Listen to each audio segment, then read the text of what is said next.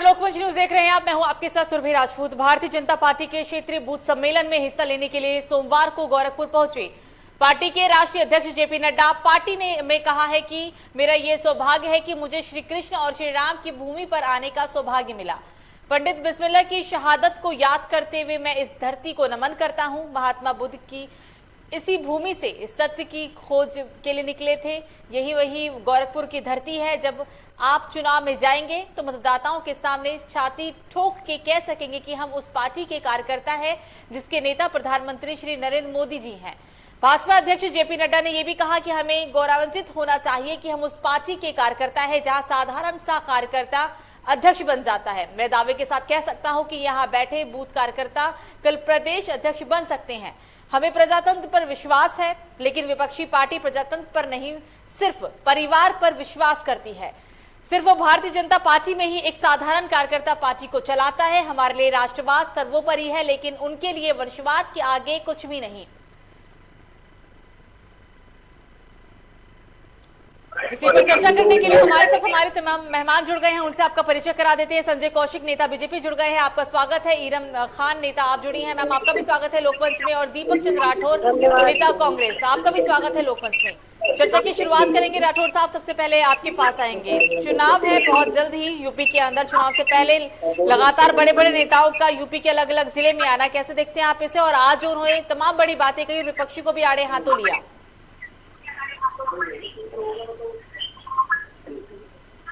राठौर जी, आपको मेरी आवाज आ रही है?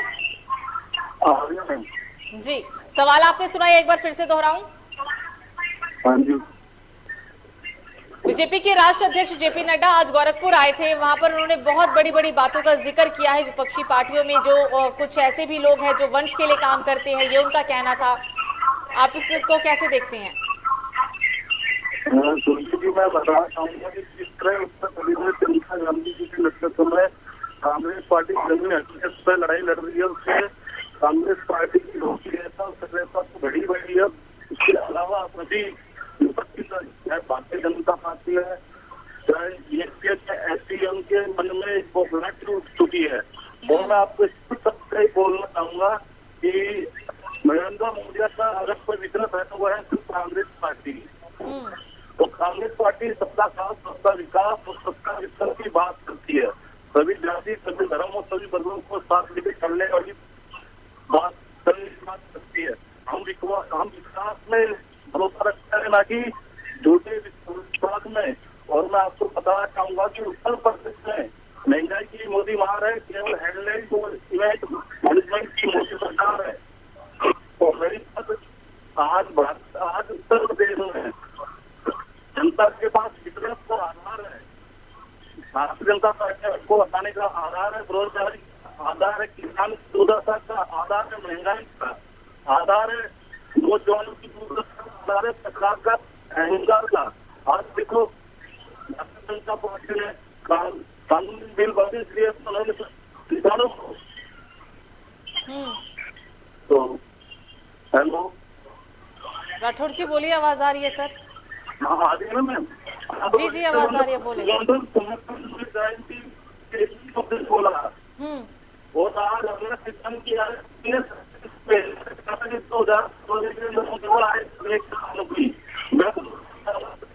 इलेक्शन आया, एसपी वाले ने कानून में प्राप्ति एक साल से करवा देश का किसान सब्जी सही है, किसान शहीद हुए हैं और पक्ष तक नहीं बोला।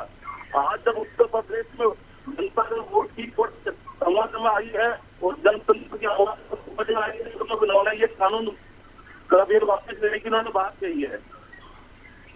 और जनता के अंदर उन्होंने करता है कि जनता जो कह रही है कोई उम्मीद नजर नहीं आती, कोई सूरत नजर नहीं आती। पहले आपकी मोदी की वादों कैसी, अब बात तो नहीं आती। हेलो राठौर जी, आपकी आवाज बहुत ज्यादा डिस्टर्बेंस है। अभी आपने इतनी सारी बातों का जिक्र किया है, लेकिन आप कई आरोप भी लगाते हुए नजर आए। पर सर, ये तो चुनाव है ना, चुनाव में तो सब कुछ जायज है। सुरभीर जी, मैं आपको एक बात बताना चाहूंगा, चुनाव विकास के ये ना कि तो आप लोग भी तो सर 67 साल तक थे ना, तब आप लोगों ने कितना विकास किया? मैं आपको बताना चाहूंगा, हमारी सरकार ने प्रदेश में 3 तक पहले तो यही उत्तर प्रदेश राज्य में सबसे पहला विद्यमान था। और आप देखो सर, यहाँ पर जनता अपना प्रतिनिधि खुद चुनती है सीधे मतदान कर कर। अगर आप लोगों ने इतना अच्छा काम किया, फिर सपा बसपा और अब बीजेपी क्यों? ये समझा दीजिए मुझे। मानता हूँ तो वो भूल चूक कैसे हो गई सर? आप इतनी बड़ी बात करें कि कानून व्यवस्था में आपसे भूल चूक हुई है।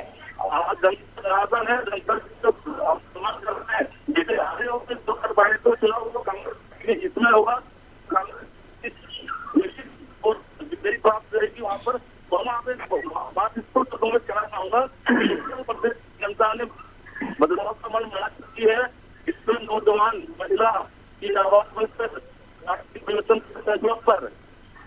ऐसा कि मैम, अगर दीप चंद जी कांग्रेस पार्टी इतना अच्छा कार्य करती है आपकी, तो राष्ट्रीय पार्टी है देश में 7 साल उन्होंने राज कराया कांग्रेस पार्टी ने, सिमट के छोटे राज्यों में नहीं रह जाते। जहाँ छोटे राज्य हैं वहाँ पे भी आपका सुपड़ा सपा है, सुपड़ा साफ है आपका। दीप चंद जी बात करी हो, हमारे पंजाब का पुलिस बनाए तो किस्मत भी आप दीप चंद जी आपकी कांग्रेस पार्टी को 2014 से पहले देखिए, भ्रष्टाचार में सनी हुई पार्टी है। कोयला घोटाला, दिल्ली में कॉमन वेल्थ घोटाला, सारे घोटाले आज तक देश के रक्षा में घोटाला, आप इतने बड़े नेता हैं, सारे घोटाले में है। और आप कांग्रेस पार्टी और दीप चंद जी और बात करते दीप चंद जी आप बात करते हो किसानों की, तो अभी आपके राजस्थान में किसानों को बेदर्दी से वहाँ के प्रशासन ने पीटा, कई लोग अभी तक भी घायल हैं, उसमें तो कोई नहीं बोलता विपक्ष वाले ने कुछ सपा बोलते अभी आप किसानों के लिए अभी आप किसानों के लिए आप बात कर रहे थे कि श्री नरेंद्र मोदी जी ने 3 कानून वापसी ले लिए हैं, और कुछ किसानों को हम समझा नहीं पाए, उसके लिए है 2022 में आपकी जो कांग्रेस पार्टी है उसकी जमानत जब्त होगी उत्तर प्रदेश से। उत्तर प्रदेश मैं आपको बताता हूँ ना, जो आप जमानत जब दूसरा जनार्दन अमित को क्या कहा कि कांग्रेस पार्टी कोई छोटी थी,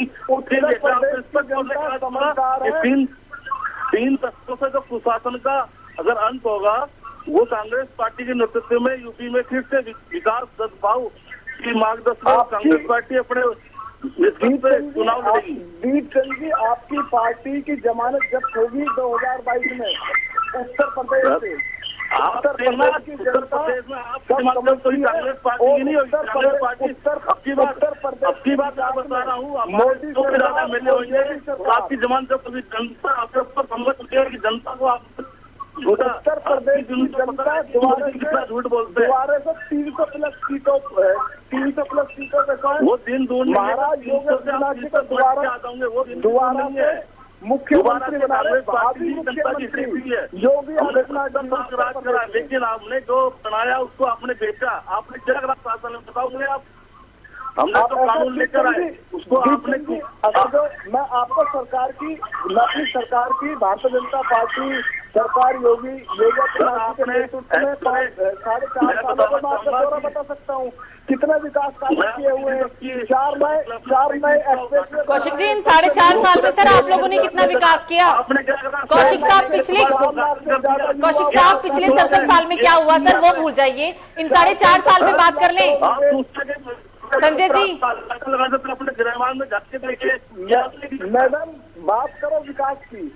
इन 4.5 साल में क्या हुआ, इस विकास की बात करिए आप। ये जनता पार्टी जो कार्य किए हैं 4.5 सालों का हम आपको ब्यौरा दे सकते हैं इस चीज का। हमारे किसान भाई शहीद हुए, जिस पे उत्तर प्रदेश में गृह मंत्री बेटे ने उस पर जलाया, तो आपने क्या उसको बर्खास्त करवाया? ऐसा कि 2022 में क्या है आप बताइए मुझे, सब बोला होता किसी मंत्री ने, और वीडियो लेता है उत्तर प्रदेश में जब आपकी सरकार कहाँ चली जाती है, जनता को अच्छी पार्टियां हैं, सबको उत्तर प्रदेश ही दिखता है। चुनाव उत्तर प्रदेश में, आपको राजस्थान नहीं दिखता? राजस्थान में किसान नहीं है क्या वो, जो उन्हें बेदर्दी से पीटा गया? भाई वो किसान नहीं है। लोगों को किसानों से जमीन जब्त कर ली, आपने कुछ कहा? आप मुझे बताओ, मैं तो ये बात मांग करूंगा कि उनको साधन मिले और शहीद का दर्जा मिले बात और उनको विकास के लिए, विकास के लिए मोदी सरकार, योगी सरकार चौतरफा विकास कर रही है। और बात करते हैं उत्तर प्रदेश की, तो उत्तर प्रदेश में मैं आपको 4 साल का ब्यौरा दे सकता हूँ। आपका 7 सालों का बीता का आपका भ्रष्टाचार, रोड में भ्रष्टाचार किसका है? आपका देश के साथ भ्रष्टाचार, मंत्री जेल में है, आपके मंत्री खुद भ्रष्टाचार के अंदर दोषी पाए जाते हैं, जनता पार्टी आपके मंत्री खुद भ्रष्टाचार के अंदर दोषी पाए जाते हैं। जब आपका भ्रष्टाचार रहता है आपके उत्तर प्रदेश में, आपकी योगी सरकार में महिला के साथ अत्याचार किया जाता है। जब आपके एक भी मंत्री संतरी नहीं बोलते और सबसे ज्यादा महिला कैबिनेट के अंदर एक भी महिला बताइए। आपकी छत्तीसगढ़ सरकार देखिए, अभी आप महाराष्ट्र में दंगा देखिए, आपकी सरकार तो दंगा कराती है। हिंदू मुस्लिम आपकी सरकार कराती है। हिंदू मुस्लिम भारतीय जनता पार्टी का हिंदू मुस्लिम सबका विकास, सबका विकास। आपके पास तुष्टि और दुर्जन के सिवा कुछ नहीं है, सिर्फ लोगों को झूठ बोलना आता है। ये लोग समझ गए। आपकी सरकार ने 7 सालों में, 7 सालों में कांग्रेस सरकार ने 7 सालों में झूठ सबसे कह दूंगा, आपने 5 राज्यों की राजनीति करते हुए कानून करी है, इसलिए सरकार ने नहीं तो 1 साल तक किसी भी मंत्री ने किसी हमारे साथ एक और मेहमान है राठौर जी, कौशिक जी हमारे साथ एक और मेहमान है, उनके पास चलते हैं। महाराष्ट्र में मंत्री आपकी सरकार चल रही है, उसमें 1 करोड़ पर डे का उगाही का मामला। पहले तो कौशिक जी हम यूपी पे बात कर रहे हैं, सर यूपी चुनाव की बात है, महाराष्ट्र तक मत जाइए सर। यूपी चुनाव पे बात करिए। एक और मेहमान हमारे साथ है, यूपी सरकार पूछना चाहिए अपने क्या विकास करा। एक और मेहमान साथ है हमारे, उनके पास चलते हैं। एक और मेहमान है साथ, संजय जी एक और मेहमान हमारे साथ हैं, उनके पास चलते हैं पहले, फिर आपके पास आएंगे। जी आप सुनिए, प्रदेश में इरम जी आपको मेरी आवाज आ रही है? दंगा नहीं। इरम जी आपको मेरी आवाज आ रही है?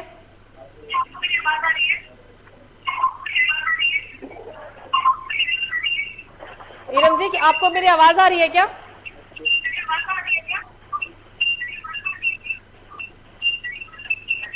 शायद कोई तकनीकी समस्या है, इरम जी नहीं सुन पा रही है हमें। कौशिक साहब आप कुछ कह रहे थे, अपनी बात को पूरा करिए। मैम प्रदेश में योगी सरकार के, भारतीय जनता पार्टी के 4 साल के बाद प्रदेश में कोई दंगा नहीं हुआ, जो सरकार की यही एक उपलब्धि है। जबकि इससे पहले सरकारों में, जब सरकार में आए थे तब यही इसी बात की कसम खाई थी क्या आप लोगों ने कि इन 5 साल में हम कोई दंगा होने नहीं देंगे? मैम दंगा और विकास देखिए, आप 4 नए एक्सप्रेसवे बनवाए हैं। सपा तो सर कहती है कि हमने काम किया है और शिलान्यास बस बीजेपी सरकार कर रही है, फिटा काटने का काम बीजेपी करती है, योगी सरकार कर रही है। उससे 2017 में श्री अखिलेश यादव जी का एक ही नारा था कि काम बोलता है, जनता ने उनका काम बोला दिया। और ये योगी सरकार है, चारों तरफ विकास का कार्य है, चारों तरफ नए एक्सप्रेसवे, नए एयरपोर्ट, 4 लाख से ज्यादा युवाओं को सरकारी नौकरी, 4-28 लाख। बेरोजगारी पे तो सर कुछ काम ही नहीं हुआ है। आप युवाओं की नौकरी की बात कर रहे हैं, वो क्या युवाओं की नौकरी सिर्फ कागज बनने तक है क्या सर? 3 लाख करोड़ का निवेश, गन्ना किसानों को 1.27 लाख करोड़ का भुगतान। तो कौशिक जी किसान खुश क्यों नहीं है फिर आप लोगों से? राठौर साहब बात को पूरा करने दीजिए। राठौर जी आपकी बारी आएगी, बोलिएगा आप बोलिएगा, आपकी बारी आएगी जब बोलिएगा, बोलिए सर। मैं आपसे ऐसा कि कुछ किसान जो नाराज थे, वो किसान बिल पे नाराज थे। हाँ। श्री नरेंद्र मोदी जी हमारे देश के प्रधानमंत्री जी ने, वो अपने 3 कानूनों का विरोध कर रहे थे, वो वापस ले लिए हैं। कब लिया सर? कितने टाइम में लिया? कब आई आप लोगों को किसानों की याद? और वही किसान जिसे आप खालिस्तानी, पाकिस्तानी, आतंकवादी ना जाने क्या कहा करते थे। कुछ किसान मतलब कुछ किसानों को आप खालिस्तानी कह देंगे? नरेंद्र मोदी जी ने अभी नहीं, मैम किसी ने कोई खाली। अब जो मैम मुझे आप एक बताइए, आप जो देश के लाल किले पे जाते हैं, झंडा को झंडा का अपमान करेंगे, उसके लिए क्या होगा? तो आप उसे खालिस्तानी, फिर आप खालिस्तानियों की बात मान गए? देश को बंदी बनाने की साजिश होगी तो फिर सर खालिस्तानियों की बात मान गए ना, यानी आपके नेता कहते कहते नहीं थकते थे कि वो जहाँ बैठे हुए हैं वो किसान नहीं है, वो कोई संगठन है, उन्हें फंडिंग की जा रही है, उन्हें यहाँ से फंडिंग हो रही है, वहां से फंडिंग हो रही है, यानी आप फंडिंग वाले लोगों के आगे झुक गए? नहीं, मैं उसके लिए आपसे बता तो रहे हैं कि उसमें अगर जो देश के लाल किले को बंदी बना रहे हैं, देश को बंदी बनाने की बात कर रहे हैं, उसमें कांग्रेस सबसे पहले थी, कांग्रेस फंडिंग कर रही है, बाहर से कुछ लोग, उसमें कोई बहस भी सुने, उसमें सिर्फ नरेंद्र मोदी जी हमारे देश के प्रधानमंत्री। मतलब वो देश को बंदी बनाने की क्या बात कर रहे हैं सर? मतलब कोई खालिस्तानी पाकिस्तानी वालों के आगे आप रुक रहे हैं, है ना? खालिस्तानी झंडा लहरा रहे हैं। ये मुझे तो सर यही नहीं आ रहा समझ कि मैं किसान बोलूं या खालिस्तानी बोलूं, क्योंकि पहले आप लोगों के शब्द है कि वो किसान नहीं है, जो वास्तविक में किसान है वो खेत में काम कर रहा है। आज नरेंद्र मोदी सामने आते हैं, वो कहते हैं कि हम कुछ किसानों को बना नहीं सके, इसलिए हम तीनों कानून वापस ले रहे हैं। उससे पहले भी कानून किसानों से बात, 1 साल बाद बात कर रहे हैं सर, और क्यों बात किया जा रहा है सभी को पता है। श्री नरेंद्र तोमर जी, हाँ। हमारे कृषि मंत्री जी, उन्होंने की बात कर ली थी, उन्होंने कहा था कि इसको रोक देते हैं 2 साल के लिए। सर जो सरकार फरवरी से लेकर नवंबर तक एक भी दौर की बातचीत करने के लिए तैयार नहीं होती है, 11 से 12 दौर की बातचीत होती है नवंबर से लेकर फरवरी तक के बीच में, फरवरी से लेकर अक्टूबर नवंबर तक कोई बात नहीं होता है, और अचानक से देश के प्रधानमंत्री नरेंद्र मोदी सामने आते और कहते हैं कि हम कुछ किसानों को बना नहीं पाए, इसलिए हम तीनों कानून को निरस्त कर रहे हैं, संवैधानिक तरीके से भी निरस्त हो जाएगा। इसे लोग क्या समझे? इसे किसान क्या समझे? पंजाब की हार समझे, आने वाला जो भविष्य दिख रहा है, बंगाल की हार समझे, क्या समझे इसे? मैं कुछ किसानों को नहीं समझा पाया, जब किसान नहीं समझ रहे तो ये तो सर आप लोग पहले ही समझ गए थे कि वो तो पहले ही जब धरना पे बैठे थे उन्होंने कहा था कि 2022 हो या 2025 हो, विधानसभा चुनाव हो या फिर लोकसभा चुनाव, वहां नहीं हटने वाले जब तक आप तीनों कानून को निरस्त नहीं करेंगे। इसलिए बताता हूँ मैं, अभी की जगह किसान अभी बॉर्डर से हटे नहीं है, किसानों को क्या समझाए? तो वही देखिए ना, आपकी बातों से भी नहीं मान रहे हैं। किसान नहीं मान रहे। राकेश जी क्या तो कह रहे हैं ना कि प्रधानमंत्री चाशनी से भी मीठा बोल रहे हैं, उनको यानी कहीं ना कहीं लगता है कि चुनाव के बाद शायद जो बात है वो बिल्कुल खत्म हो जाए, क्योंकि ये मैम कुछ नहीं है, प्रोपेगेंडा है सरकार के खिलाफ, और कुछ भी नहीं है। सरकार को बदनाम करने की एक साजिश है जो ये लोग कर रहे हैं मिलकर। इसमें कांग्रेस पार्टी, समाजवादी पार्टी, बसपा, आप सारे मिलकर ये कार्य कर रहे हैं। किस तरीके की बदनामी सर? ईरम जी जुड़ गई है हमारे साथ, कौशिक साहब ईरम जी जुड़ गई है हमारे साथ, उनकी सुन लेते हैं। राठौर जी, कौशिक जी आपके पास आएंगे, पहले ईरम जी की सुनते हैं। बोलिए मैम। मैं बीजेपी के प्रवक्ता से कह रही हूँ, वो बोल रहे हैं ना कि सब उनको फंडिंग कर रहे हैं, सब उनको समर्थन दे रहे हैं। देखिए किसान जो है वो देश का अन्नदाता है, उसके साथ तो हम जो खुल के बोल रहे हैं कि हम साथ में किसानों के खड़े हैं। और आज लखनऊ में उन्होंने रैली करी, जिससे हमारे योगी जी ने बोला था कि अगर लखनऊ आ जाएंगे तो बक्सल उनका उतार। ये बात उनकी हमारी सरकार ने गन्ना किसानों को 1.27 लाख करोड़ का भुगतान भी कराया है। आज अब तक की प्रदेश में सबसे बड़ा भुगतान भारतीय जनता पार्टी ने किसानों को लिए कराया है। देखिए भारतीय जनता पार्टी में एक ये बहुत बड़ी कमी है कि आप बातों को पूरी सुनते नहीं, ठीक है? मैं बात कर रही हूँ। कौशिक साहब समय नहीं है सर, इतना समय नहीं है सर, ईरम जी को सुन लेते हैं। कौशिक साहब थोड़ा सा सुन लीजिए सर। नहीं सोचा कि हमें तीनों कानून वापस करने चाहिए, तब आप उन्हें खालिस्तानी, तब आप उन्हें पाकिस्तानी, तब आप उन्हें आंदोलन जीवी कहते थे। देखिए आज भारतीय जनता पार्टी को ये दिखाई दे रहा है कि वो जो है उनकी जमीन खिसक रही है, इसलिए ये कानून जो है वो वापस लेने की बात कर रहे हैं। और अभी इस तरह से इसको आप बात कर रहे हो, आप इस बात की जिन्होंने दिल्ली के लाल किले पे झंडा का अपमान किया, और खालिस्तानी झंडा लहराया, तो पंजाब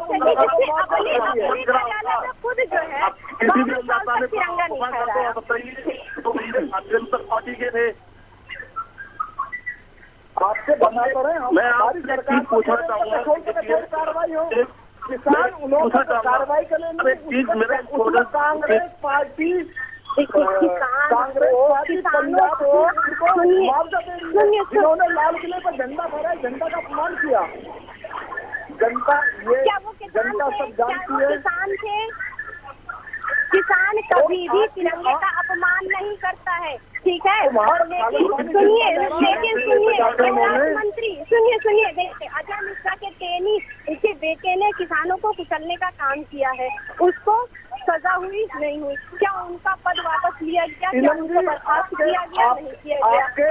आपके एक विधायक ने दिल्ली में धरना कराया, उनको सजा हुई, उनकी भी जांच राज्यमंत्री को अगर ऐसे बीजेपी वाले होते तो उसको देश की जनता का न्याय करते। मैं इन प्रवक्ता भाई से पूछना चाहूंगा कि अगर तो कानून आपकी सरकार कांग्रेस सरकार देश के तिरंगा देश का अपमान करने के बाद आप उनको मुआवजा करते हैं। किसने करा? भारतीय जनता पार्टी इतिहास है। और प्रांतों का कहा गया कांग्रेस पार्टी एक कहावत आपको फिट बैठती है, आप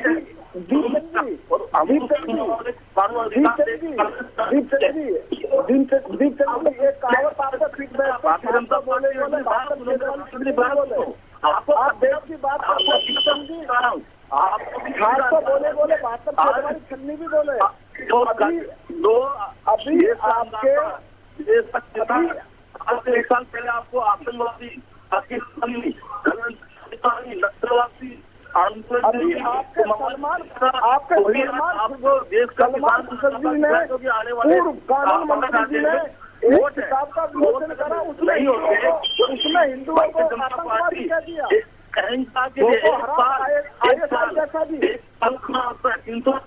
दीपचंद जी आप मुझे वो बताइए, सलमान खुशरजी ने देश के कानून मंत्री जी ने हिंदुओं को आतंकवादी बताया।